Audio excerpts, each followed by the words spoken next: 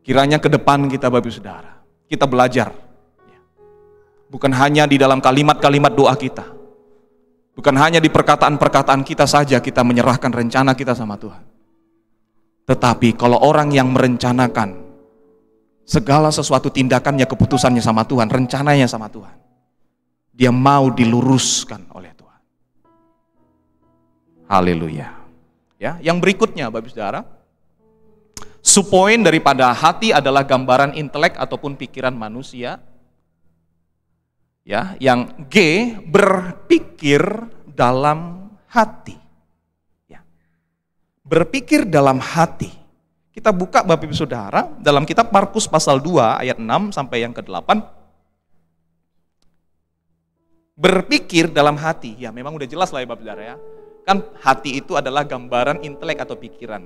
Ya, kalau berpikir di luar hati nggak tahu Bapak Saudara.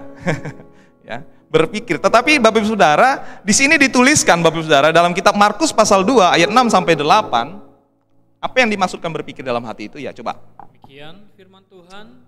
Tetapi di situ ada juga duduk beberapa ahli Taurat. Ya. Mereka berpikir dalam hatinya. Nah, mereka berpikir dalam hatinya. Ini adalah kisah orang lumpuh yang disembuhkan, di mana ada begitu banyak kerumunan orang, tetapi orang yang membawa orang yang lumpuh ini ditandu, nggak bisa sampai sama Tuhan Yesus.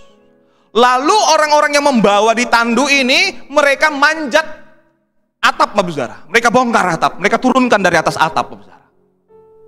Lalu ketika melihat itu Bapak Saudara, Tuhan berkata di dalam ayat yang kelima, hai anakku, dosamu sudah diampuni.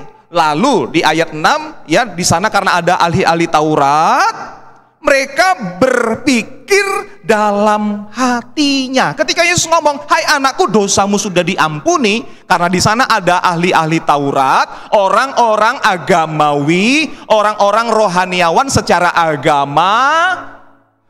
Mereka berpikir dalam hatinya, ayat 7.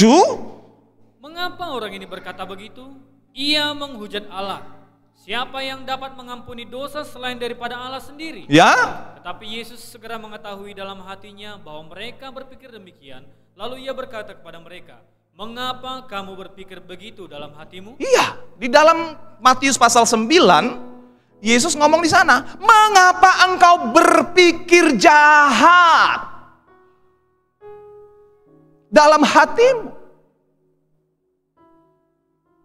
Jadi Bapak Ibu Saudara, coba slide kita. Mana slide kita?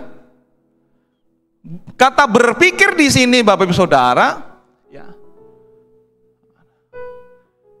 Dari teks aslinya itu dialogizomai. Ya. Ini artinya bertanya-tanya, berbincang, berunding, ya. Bertanya-tanya, berbincang-bincang, berunding, tetapi di dalam hati. Kenapa di sana dikatakan dalam hati? Ada prasa ataupun Bapak Saudara beberapa kalimat yang ditambahkan setelah dialogizomai ini, entais kardiais. Bapak Saudara maaf, Bapak Saudara, saya pakai bahasa Yunani di sini bukan untuk menunjukkan kebolehan, tidak. Ya, nanti Bapak Ibu Saudara, saya khawatir, dibuat-buat Bapak itu nih, di karang-karang Bapak itu, mentang-mentang kami di sini nggak ada yang kuliah. Bukan begitu Bapak Saudara ya. Saya di sini mencoba bahwasanya di sini memang ada penambahan kalimat ini. Ini Bapak Saudara. Ini saya kutip Bapak Saudara, ya. Dialogizomenoi entais kardiais, ya. Jadi Bapak Saudara ada penambahan prasa ini. Kata ini sendiri Bapak Saudara, dialogizomenoi dari kata dialogizomai, ini artinya bertanya-tanya, berbincang dan berunding. Entais, en ini Bapak Saudara kata kata depan, di dalam, ya di antara, ya di atas, di bawah dan seterusnya Bapak Saudara. Ini kata sandang Bapak Saudara. Ini hati, kardiais dari kata kardia, bagian dalam manusia. Ya. Jadi orang ahli Taurat ketika mendengar Yesus ngomong, hai anakku, dosamu sudah diampunin. Mereka berpikir, bertanya-tanya di dalam hatinya, berbincang di dalam hatinya. Mereka ya Bapak Saudara ya, berarti ada beberapa orang punya pikiran yang sama Bapak Saudara. Siapa ini orang?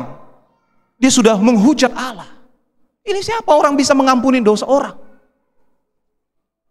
Dan Tuhan mengetahui hati pikiran orang ahli-ahli Taurat itu Bapak Saudara. Dia katakan, mengapa engkau berpikir jahat? Ya,